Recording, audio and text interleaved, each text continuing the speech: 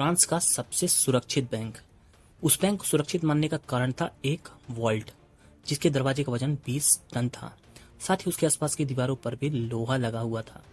Bank के कर्मचारियों को इस वॉल्ट पर इतना भरोसा था कि उन्होंने इसके अंदर कोई भी सिक्योरिटी अलार्म नहीं लगाया था। लेकिन कुछ शातिर चोरों ने बैंक सिक्योरिटी का ऐसा चकमा दिया जिसकी किसी ने कल्पना भी नहीं की थी।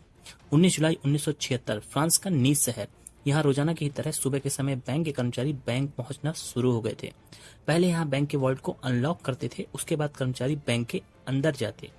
इस दिन भी बैंक के कर्मचारी बैंक के वॉल्ट को खोलने की कोशिश करने लगे, लेकिन वो नहीं खुला।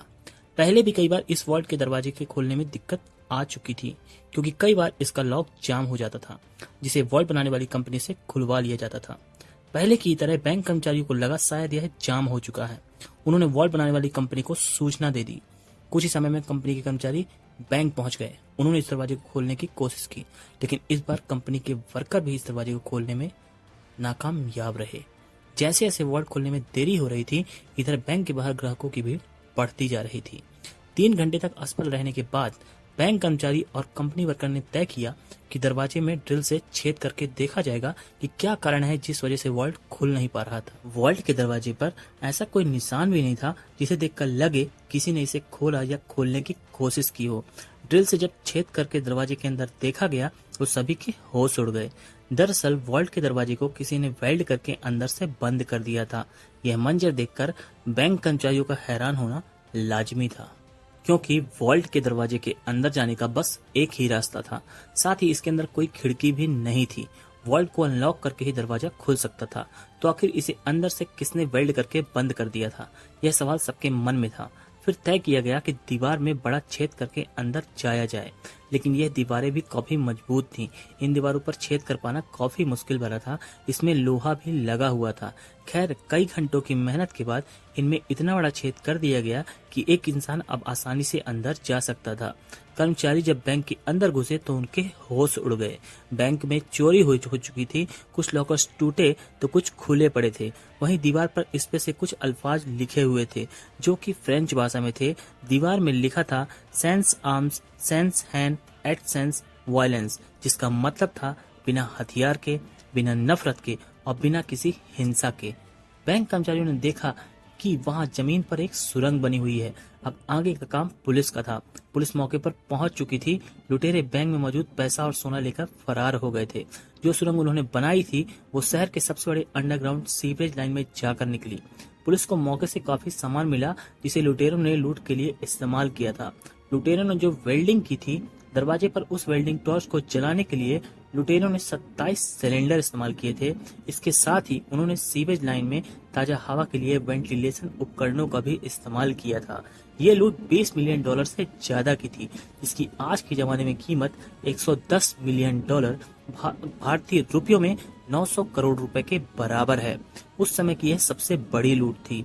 फ्रांस के बैंक में हुई इस लूट की खबर पूरी दुनिया को लग चुकी थी। पुलिस अब उन लुटेरों की तलाश में जुट गई जिन्होंने इस बैंक रॉबरी को अंजाम दिया था। 3 महीने बाद अक्टूबर 1976 को पुलिस को एक बड़ा सुराग मिला। लुटेरों के ग्रुप का एक मेंबर अपनी ही गर्लफ्रेंड की टिप पर पकड़ा गया। पहले तो वो मान ही नहीं रहा था, लेकिन जब पुलिस ने अपनी सख्ती दिखाई तो उसने पूरे गैंग के बारे में बता दिया। गैंग के बाकी मेंबर्स को पकड़ा गया तो पता चला यह गिरोह छोटी मोटी चोरियां ही करता था। पहले पुलिस को ये बात हजम नहीं हो रही थी कि यह गिरोह इतनी बड़ी वारदात को अंजाम दे सकता है, लेकिन बाद में पता चला कि इसका मास्टरमाइंड तो कोई और ही था। गैंग के लोगों ने मास्टरमाइंड का नाम बताया अल्बर्ट स्पैगियारी। वह पेशे से एक फोटोग्राफर था। पुलिस ने जब इसे अरेस्ट किया तो इसने बड़ी आसानी से सब कुछ कबूल कर लिया कि इस बैंक रॉबरी का मास्टरमाइंड वही है।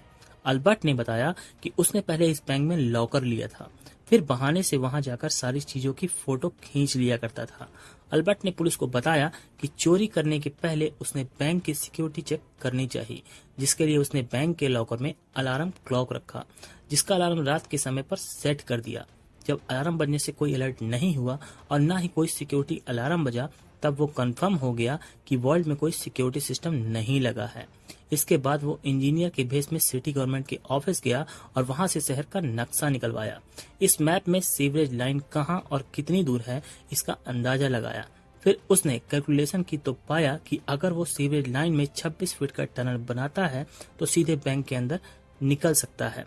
इस काम के लिए बहुत ही मेहनत की जरूरत थी, लिहाजा अल्बर्ट ने इसके लिए शहर के गैंगस्टर से कांटेक्ट किया और उसे अपना प्लान बताया। उस गैंगस्टर ने अपने आदमियों को इस काम पर लगा दिया। टनल को खोदने में 2 महीने का वक्त लग गया, क्योंकि ये काम बिना किसी मशीन के किया जा रहा था और इस काम को रात के समय ही किया जा सकता था। फिर 18 जुलाई 1976 की रात को वो वॉल्ट में दाखिल हो गए। अगले 27 घंटे तक उन्होंने बड़े ही आराम से लूट की। वहां उन्होंने लंच भी किया और डिनर भी। फिर लूटपाट करके उसी टनल से फरार हो गए। अल्बर्ट के इस बयान के बाद पुलिस ने उसे कोर्ट में पेश किया। अल्बर्ट ने वहां भी अपना जुर्म कबूल कर लिया। उसे उम्र कैद की सजा सुनाई गई। लेकिन कोर्ट ने जब अल्बर्ट से लूटी हुई रकम और सोने के बारे में पूछा तो अल्बर्ट ने सादे कागज में कुछ लिख के जज साहब को दे दिया। कागज में लिखा था कि इस लूट का सामान कहाँ रखा है वो सिर्फ जज साहब को अकेले में बताएगा।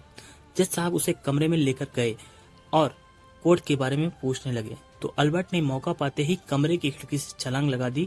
वहां पहले से ही एक बाइक खड़ी थी। अल्बर्ट तुरंत उसमें बैठा और वहां से फरार हो गया। पुलिस की लाख कोशिश के बाद भी वह पकड़ा नहीं जा सका। कई साल बाद उसका इंटरव्यू एक इटली के चैनल में ब्रॉडकास्ट हुआ। इसमें उसने बताया कि उसे 12 साल की उम्र से ही खजानों को ढूंढने का शौक था। इस शौक को उसने बैंक रॉबरी से पूरा किया। इसके बाद अल्बर्ट कहाँ गया किसी को पता नहीं लगा। फिर 8 जून 1989 को अल्बर्ट की मौत हो गई। अल्बर्ट की मां का कहना था कि उसकी डेड बॉडी को कोई घर के बाहर रख गया था। तो इस तरह एक फोटोग्राफर ने इतनी बड़ी बैंक रॉबरी को अंजाम दिया। साथ ही एक बार पुलिस की गिरफ्त से छूटने के बाद वो कभी पुलिस के हाथ नहीं लगा। जय हिंद, जय भारत।